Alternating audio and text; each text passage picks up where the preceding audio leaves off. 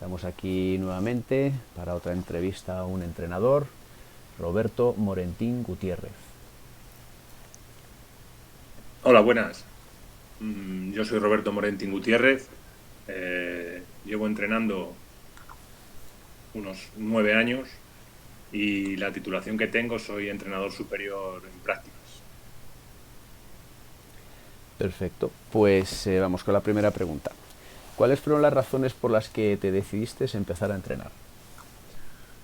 Bueno, yo hacía de entrenador, yo soy exjugador profesional de baloncesto, he tenido una dilatada carrera como jugador profesional de baloncesto y los veranos venía y hacía campus de entrenador de baloncesto. Y bueno, pues me gustaba y según ya mi carrera iba apagándose como jugador, pues empecé a desarrollarla como entrenador. Y así empecé un poco entrenando equipos, ayudando a entrenar equipos donde iba de jugador profesional en mis últimos años y así comencé. Y en tus inicios entrenando, ¿tuviste algún tipo de referencia o apoyo o te basaste en la experiencia previa con los entrenadores que tuviste como jugador?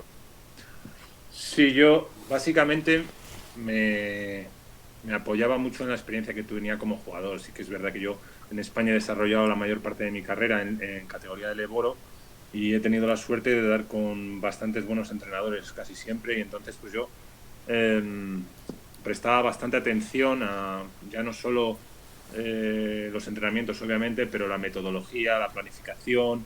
Les preguntaba, oye, ¿cómo preparas esto? ¿Cómo haces lo otro? Era bastante preguntón en ese sentido cuando pues teníamos la posibilidad en algún viaje o en desplazamientos o cosas así. Luego, además, un poco la vocación de entrenador me venía cuando yo llegaba ya a los descansos y yo tenía una idea del partido y el entrenador llegaba y sin saber lo que yo pensaba, él decía una cosa y muchas veces coincidían, ¿no? Es cuando empezaba a darme cuenta de que quizá por ese lado de entrenador podía sacar un tema importante. ¿Y consideras el baloncesto una profesión como entrenador? Sí, yo lo considero una profesión. Eh, Ahora estoy entrenando y desgraciadamente en este país, pues para que el baloncesto sea una profesión y más entrenando en cantera, pues obviamente tienes que llevar tres equipos. Y lo cual hace muy complicado pues conciliar con una vida familiar normal, ¿no? Entonces, pues yo lo considero una profesión. Yo me lo tomo como una profesión por ahora y sigo trabajando para eso, preparando mis entrenamientos siempre, preparando mis sesiones de vídeo, haciendo scouting con las jugadoras y yo quizá también porque vengo del mundo del baloncesto profesional como jugador, entiendo que es una faceta profesional y que requiere una dedicación profesional. Si de verdad se quiere realizar el trabajo en buenas condiciones. ¿Y tu sensación con respecto a lo que rodea al baloncesto, que no tienen que ver con el baloncesto realmente, eh, ¿cuál crees que es su sensación? ¿Lo consideran una profesión? No, la mayor parte de la gente, pues bueno, pues de los padres y demás, yo creo que lo consideran una actividad extraescolar más. Eh, pero bueno, francamente en el extranjero no es así, pero en nuestro país pues se considera un poco, pues eso, ya te digo, como el que hace baile o el que hace un instrumento o el que toca un instrumento, demás, que yo no me meto con eso y seguramente también abogo porque el profesor de baile sea una persona que se dedique solamente a eso o el instructor de piano pues sea igual también una persona que sea profesor de piano profesional, porque seguro que eh, pues se acabarían con muchos problemas que ha habido de abusos y de cosas que no están controladas precisamente por eso, porque no hay una regulación, un seguimiento de manera profesional. ¿Y tu formación como entrenador, independientemente del título, como has comentado que eras entrenador superior, ¿En qué se ha basado tu formación desde que empezaste a entrenar y en qué se basa actualmente también? Bueno, pues la verdad es que consumo mucho Internet, YouTube, clinics. Ahora estamos además en un periodo donde hay muchísimas cosas para aprender. Me estoy haciendo un pequeño archivo para poder digerirlo todo porque pues no tengo tiempo para todo. Pero me encanta investigar, ver lo que la gente publica y sigo en Twitter un montón de cuentas de entrenadores de baloncesto que publican sus ejercicios, sus metodologías, eh, trabajos de técnica individual. Estoy siempre atento cuando yo entro en una cancha de baloncesto. Si está entrenando algún equipo me fijo, trato de sacar cosas, ser analítico.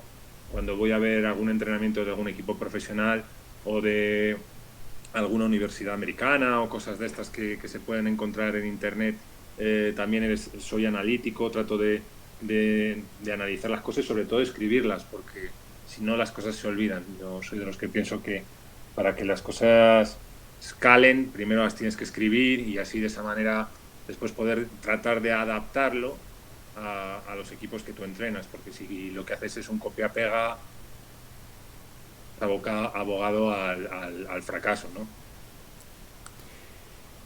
Y en la formación a la que has tenido acceso, ¿la consideras de calidad y hay algo que cambiarías o mejorarías? Pues yo sí que la considero de calidad. Los cursos de entrenador que hemos hecho, vamos, que yo he hecho hasta ahora, que yo hice el uno, el 2 y el 3, coincidí con buenos profesores y creo que, aparte de la base que yo ya llevaba como jugador profesional, sí que aprendí muchísimas cosas, sobre todo a nivel de metodología, en los primeros cursos de planificación, de psicología, de todas estas acompañamientos que son súper importantes a la hora de llevar equipos, sobre todo de chavales y de chavalas. Y yo creo que es una formación completa y que en España se trabaja muy bien el tema de la formación. De hecho, el entrenador español fuera está muy, muy, muy valorado. Y eso habla muy bien de las formaciones que se realizan en este país y de que son muy completas. Entrenando, ¿qué te ha dado mayores enseñanzas? ¿Las positivas o las negativas? Y cuéntame una de cada. A ver, yo entrenando siempre aprendo, me gusta mucho más aprender de los aciertos que de los fallos. De los fallos aprendes pues porque obviamente te calan más y entonces pues siempre piensas qué podría haber hecho de otra forma para que hubiese salido mejor. Lo que pasa es que nunca sabes si habiéndolo hecho de otra forma hubiese salido mejor o no. Mientras que de los aciertos sabes cómo lo has hecho y que ha salido bien. Por lo tanto ya sabes seguro que es un método satisfactorio. Por lo tanto yo prefiero siempre aprender de los aciertos. Pues fíjate, el primer año que yo entrené, allá por el 2012, estaba en Orense y llevaba un equipo cadete que se hizo a ultimísima hora y pues bueno, jugábamos lo que es la especial oro madrileña en la actualidad, pero con un equipo de muchos problemas para tratar de mantenernos y gané un partido en Santiago de Compostela, si no me equivoco, un partido que fue el único que ganamos en toda la temporada, pero que fue un partido durísimo y los chavales se esforzaron un montón y al final tuvo ese premio y yo me alegro mucho de aquel día, siempre lo recuerdo y como premio al trabajo, ¿no? Unos equipos que habíamos perdido de 40 toda la primera vuelta y conseguir sacar un partido fue buenísimo. En cuanto a las derrotas, pues probablemente me quede con la del año pasado entrenando al Club Baloncesto Alcobendas, al equipo cadete, que nos quedamos en la eliminatoria de cuartos de final y que era un grupo que había trabajado espectacularmente y que nos quedamos a un pelo pues bueno, de poder pasar de la eliminatoria porque bueno, se nos atragantó una zona durante bastante tiempo y al final pues aprendí que tenía que dedicarle más tiempo en categoría de formación a los ataques contra la zona, que muchas veces pues tratas de trabajar mucho la defensa individual y al final luego cuando te juegas la tostada, pues obviamente los equipos, y hacen bien, utilizan todos las cualidades tácticas para tratar de buscarte las vueltas al equipo. Quizás ese sería el error del que aprendí, o de la derrota, vamos. En conversaciones que hayas podido tener con otros entrenadores, esto viene a colación a lo que me estás diciendo ahora, ¿no? Porque en general, aunque no es una totalidad, sí que es verdad que una gran mayoría de entrenadores afirman que aprenden más de las derrotas, sin negar la parte de aprendizaje de las positivas, ¿no? Pero como que los entrenadores nos gusta mucho flagelarnos y decir, oye, lo negativo, pues sí que es verdad que me ayuda a entender ciertas cosas, ¿no? Entonces, estoy pensando sobre la marcha, ante tu anterior actividad profesional como jugador, en el cual evidentemente el autosacrificio, el trabajo, la constancia te lleva también a que no pierdas, digamos, mucho tiempo en pensar en los errores, sino intentar reafirmarte en lo positivo, ¿no? No sé si a lo mejor has trasladado eso a tu labor de entrenador.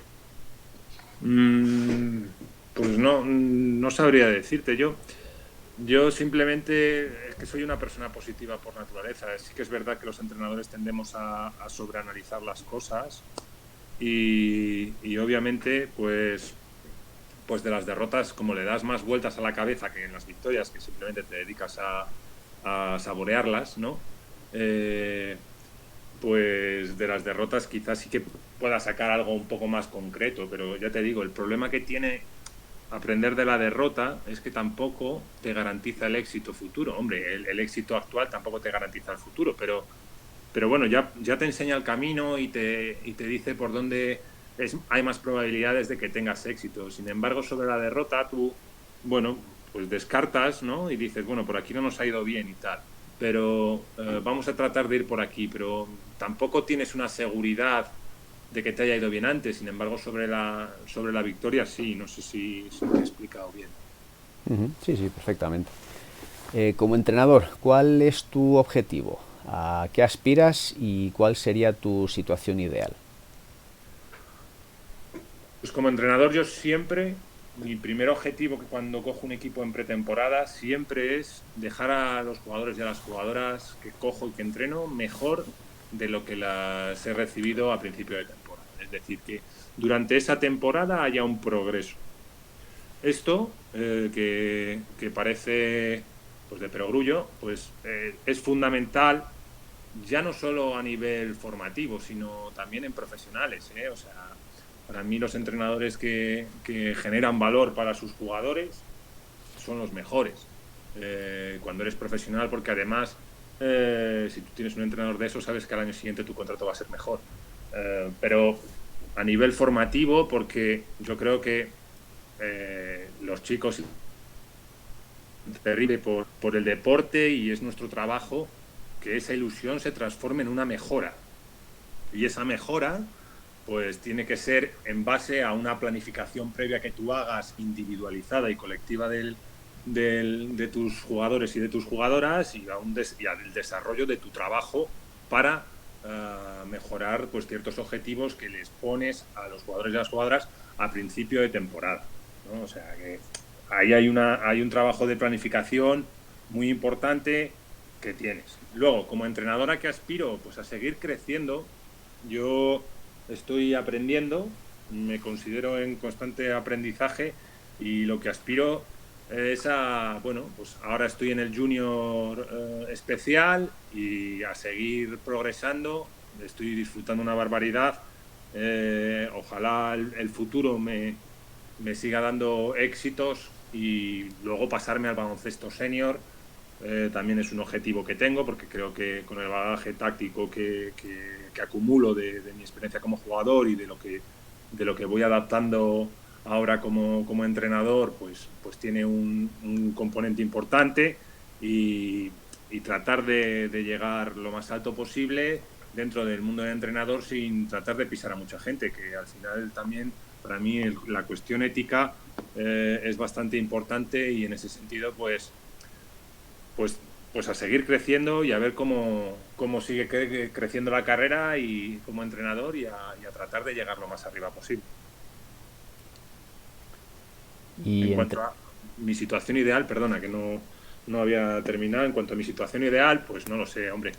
Yo, si me lo hubieses preguntado hace unos años, te hubiese dicho que poder vivir de ser de entrenador de cantera, porque realmente lo disfruto, pero en la actualidad empiezo a darme contra el muro de la realidad y creo que ahí va a ser más complicado, por lo tanto yo creo que si quiero desarrollarme a nivel profesional como entrenador, tengo que pues eso, subir más para arriba a las categorías e ir entrenando en categorías senior donde pues esté un poco mejor retribuido el tema. y entrenando, ¿qué es lo que te da mayor satisfacción?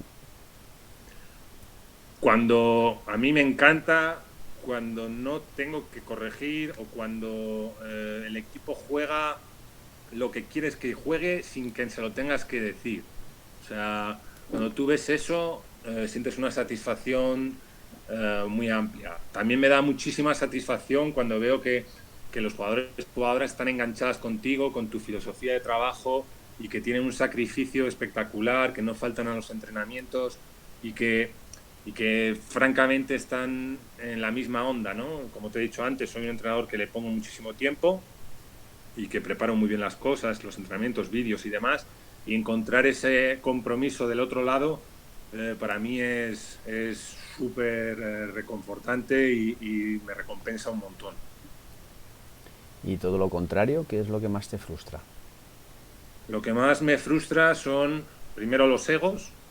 Eh, mm, Creo que es un deporte colectivo y muchas veces nos pasa a los entrenadores que, bueno, es parte de nuestro trabajo la gestión de los egos, pero hay veces que por los entornos o por lo que sea, los jugadores o las jugadoras van con unos egos desproporcionados y bueno, pues al final eso es un problema, ¿no? Y lo otro es la falta de compromiso. Volvemos a un poco a lo mismo, que es yo voy a hacer todo lo posible porque tú mejores, pero si tú no quieres va a ser imposible. Si tú no vienes a entrenar va a ser imposible. Entonces, la falta de compromiso yo la llevo muy mal y en ese sentido quizás es de las cosas que más me enervan. Pues vamos con la pregunta número 9. La mujer entrenadora, ¿crees que tiene la misma visibilidad que el hombre entrenador? Pues yo creo que sí. Lo que pasa es que aquí tenemos un problema de proporciones. Eh, Recientemente que yo estuve en el curso de entrenador superior, éramos 140 creo, y de los 140 entrenadores que había 6 mujeres. Entonces, yo creo que el problema es un tema de que no es que no tengan visibilidad, sino que hay muy pocas. Yo organizo un campus de verano con mi nombre y demás, y todos los años me cuesta mucho trabajo encontrar entrenadoras y a mí me gustaría llevar la mitad. Yo estoy dedicado al baloncesto femenino y en ese sentido me gusta ir con temas paritarios porque creo que, pues bueno, primero da mejor imagen para todos, segundo creo que es lo que hay que hacer. Eh, pero es que cuando tú ves todos los cursos de entrenador de prácticamente todos los niveles, la proporción de entrenadores de masculinos y de hombres y de mujeres no es la misma. Es muchísimo más de hombres que de mujeres. Entonces, pues luego es normal que no lleguen. A mí me da un poco de rabia porque, sinceramente, creo que están tan o más preparadas para llevar equipos arriba y de hecho ya hay entrenadoras que están pues, de ayudantes de ACB y de NBA y de esto y por qué no en un futuro poder tener una entrenadora como entrenadora jefe de ese tipo de grupos, pues ¿por qué no? Yo soy de la opinión que debería de haberlas, pero el problema no creo que haya una discriminación. Lo que creo es que simplemente por porcentaje de licencias de entrenador que son de hombres y de mujeres, la probabilidad de que lleguen es mucho menor. Esa es mi lectura sobre ese tema. Pues los entrenadores, ¿crees que deberíamos tener una mayor consideración? Pues sí, a mí me gustaría que los entrenadores tuviesen una mayor consideración. Al fin y al cabo, ya te digo que yo lo veo como una profesión y a mí me gustaría que se vea un poco como se ve en el extranjero, ¿no? Eh, yo creo que yo he sido entrenador oficial, por decirlo de alguna manera, o profesional de cantera en Francia durante 2 años, donde yo tenía mi contrato de entrenador. Eh, y, y allí tienes la sensación de que eso está mucho más reconocido, ¿no?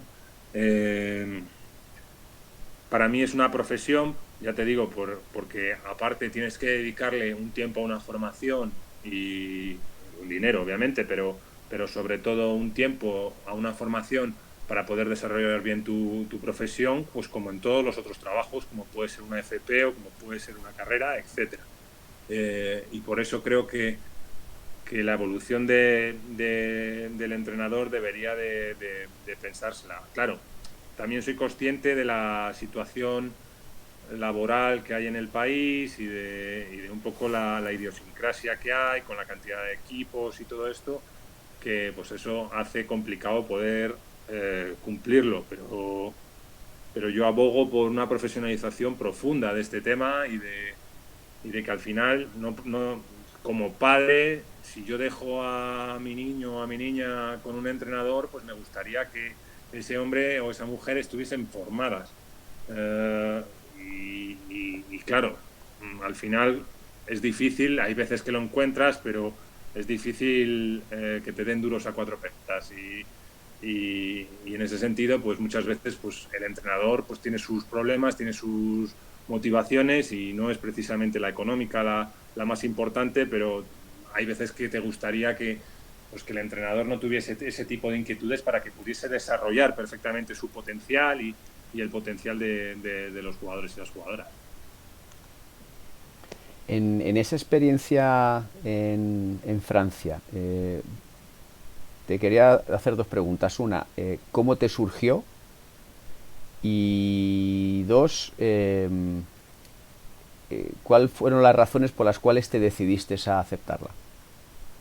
Bueno, es bastante sencillo. En la parte final de mi carrera como jugador, decidí irme allí a jugar a Francia, en lo que sería lo equivalente a la Leb Plata española, pero en Francia, que era una categoría profesional, y pasé allí una temporada y media en un equipo, y, o sea, al final de una temporada que fue cuando fiché, más otra más, y luego me fui 2 años al departamento de las Landas a jugar en un equipo de Liga EVA, donde solo teníamos los 3 entrenamientos a la semana y tenía muchísimo tiempo libre. Entonces, como yo tenía ya el nivel 2 en España sacado, pues pedí al club que me dejase la posibilidad de encontrar trabajo como entrenador, cosa que allí es bastante frecuente, no es impedimento. Entonces, como yo tenía los diplomas, pedí la homologación de mis diplomas, de mis títulos de entrenador en Francia y conseguí 2 equipos para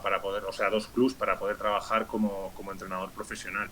Y la verdad es que fue una experiencia muy reconfortante. Allí, pues bueno, los clubs no eran de un nivel técnico, táctico, nada del otro mundo. Competíamos en una liga pues del tipo media, ¿vale? De tipo media, pero los padres tienen ese respeto hacia el entrenador y de hecho eh, allí a los entrenadores se les llama educadores, ¿no? O sea, pues eso, tienes casi el estatus que puede tener otro profesor cualquiera, ¿no?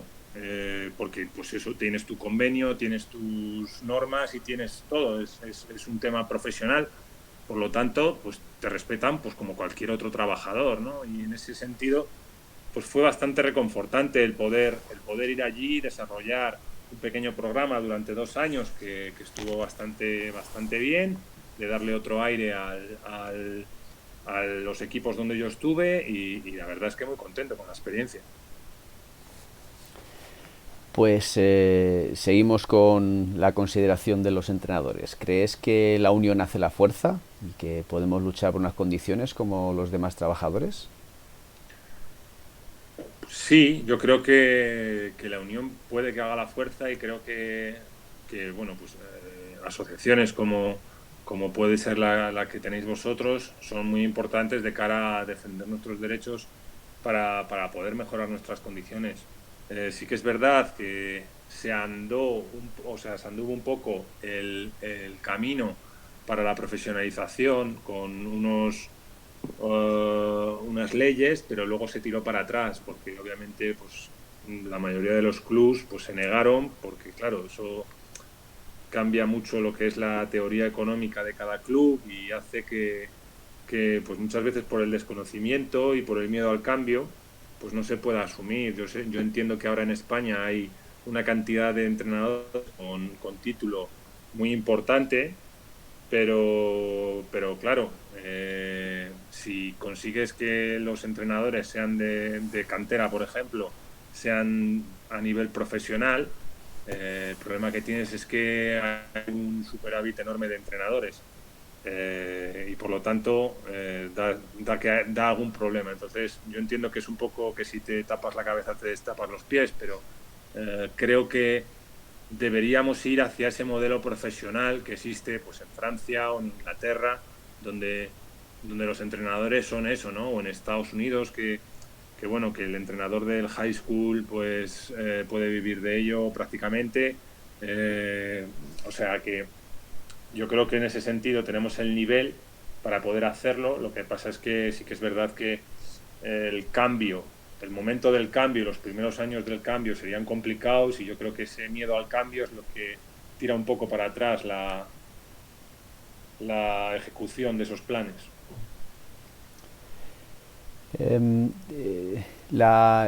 cuando estuviste en Francia entrenando, sobre este tema, que llegaste a observar un poco en qué consistía más o menos esa diferencia, si es un tema, digamos, más social que evidentemente luego implica el tema económico, ¿no? Porque al final para poder pagarnos sueldos y tener contratos laborales, pues los costes, como bien has indicado, ¿no? Para los clubes luego suben y son difícilmente sostenibles, ¿no? Entonces, no sé si en ese otro punto de vista, al haber estado tú entrenando en otro país, si crees que eso puede ser uno de los factores que por el momento aquí nos cuesta llegar. Sí, a ver, te puedo contar que el entrenador, pues dependiendo del tamaño del club, había uno, dos o tres entrenadores profesionales por club, ¿no? Aquí hay clubs muy grandes, por lo tanto, es probable que si te decides por esa vía, haya clubs que necesiten más entrenadores que tres, ¿no? Pero el tema estaba en que cada entrenador realizaba los entrenamientos de cada semana y luego en los partidos, obviamente, como había muchos equipos, no se podía, el entrenador no podía dirigir todos los partidos porque no le daba físicamente tiempo. Entonces, se apoyaba o bien en ayudantes o bien ya en ligas más inferiores, pues en algún padre o en alguna persona en la que delegaba que venía a algún entrenamiento y que estaba en constante contacto con el entrenador para llevar ellos determinados partidos, ¿no? Y quizá por ahí es por donde hay más, yo creo, problema a la hora de implementarlo aquí, porque obviamente para entrenar seguro que habría muchos que nosotros, yo cuando estaba allí, yo empezaba a las 3 de la tarde, porque los horarios obviamente no son los mismos, y empezaba a las 3 de la tarde y terminaba a las 10 de la noche, porque era un trabajo, o sea, y así me lo tomaba. Entonces, yo creo que eso se podría hacer de alguna manera, porque ya te digo, luego a la hora de jugar tantos partidos como hay tantos equipos, sería complicado y lo mismo pues eso, un ayudante que sea capaz de poder dirigir algunos partidos de algunos equipos, porque si no al entrenador es que no te da físicamente tiempo. Juegas a las 11 en un lado y luego tienes otro partido a la 1 en otro y entonces no llegas y habría que controlarlo de alguna manera. Por lo tanto, en principio en entrenamientos, estos entrenadores profesionales tenían ayudantes para esos equipos. Sí, sí, sí. Pero ya te digo, en los clubs en los que yo estuve, que no eran unos clubs de élite, eran clubs de perfil medio bajo, eh, los ayudantes eran o gente que estaba en prácticas, que se había sacado el título y estaba en prácticas, o gente cuya remuneración era testimonial prácticamente, voluntariado, o gente pues que o jugadores de las primeras plantillas que querían echar una mano, o cosas así, ¿no? Era un poco ese tema. Si bien es cierto es que cada equipo, yo como entrenador profesional tenía una planificación bastante estricta de cada equipo. Es decir, cada equipo yo le dejaba la planificación y si no podía llevar ese partido, pues hablaba con la persona con la que iba a llevar y le contaba pues quién había entrenado bien esa semana, cómo se había pasado la semana para que lo tuviese en cuenta de cara a la gestión de minutos en los partidos, etcétera.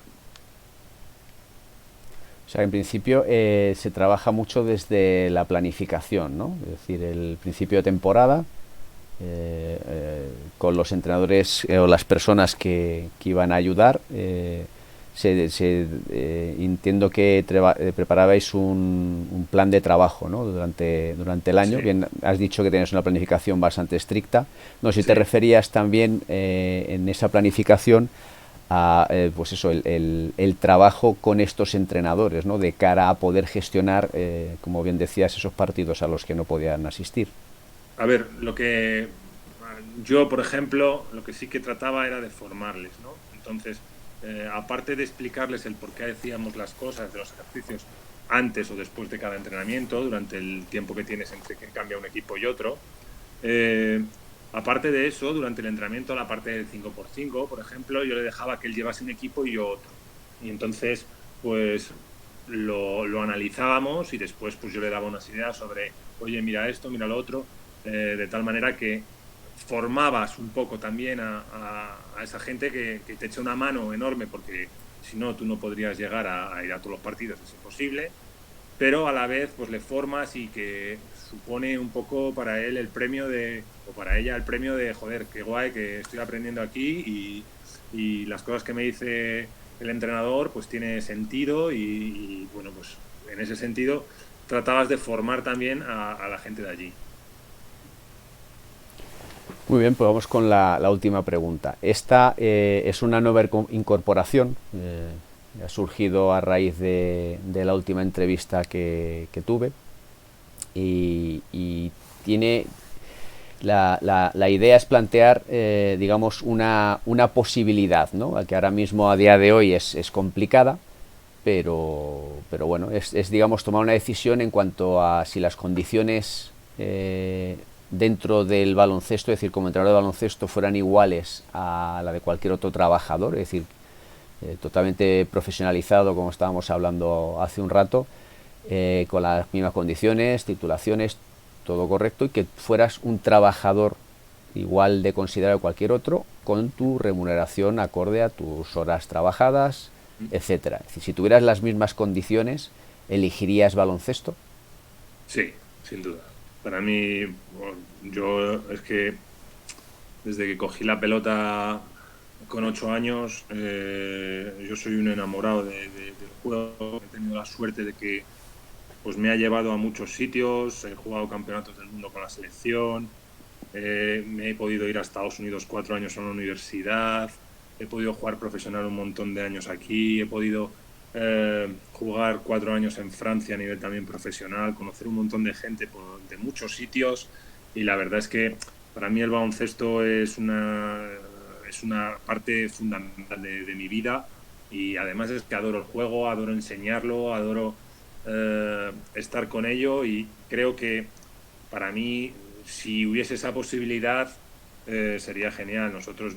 Yo cuando estaba en Francia, que podía haber alargado un poco más mi carrera deportiva allí, unas decisiones familiares, decidimos volvernos, era una de las cosas que más rabia me daba, porque allí podía compaginar el jugar a un nivel bastante bueno a ser capaz de entrenar de manera profesional. Y eso sabía que en España iba a ser muy complicado hacerlo y, y era una de las... Eh, yo, si hubiese esa posibilidad de poder dedicarte profesionalmente al baloncesto de una manera que estés dado de alta, cotices y sirva para que sea un trabajo como otro cualquiera, como cualquier otro, que tenga su convenio y que tenga sus cosas igual que las demás, yo elegiría baloncesto sin ninguna duda. Muy bien, pues lo que es la parte de la entrevista está finalizada y siempre al final, pues bueno, os dejamos pues un espacio si creéis conveniente hacer algún comentario adicional o queréis ampliar algo y si no, pues damos por finalizada la entrevista.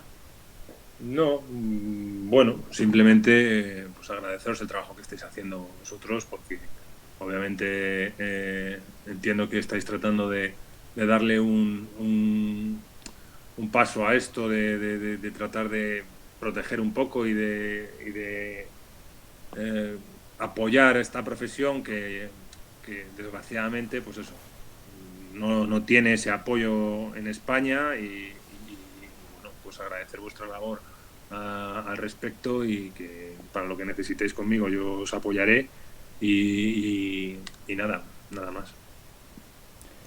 Pues muchísimas gracias Roberto por prestarnos un poquito de tu tiempo y aportar tus experiencias, que es el objetivo que tienen estas entrevistas.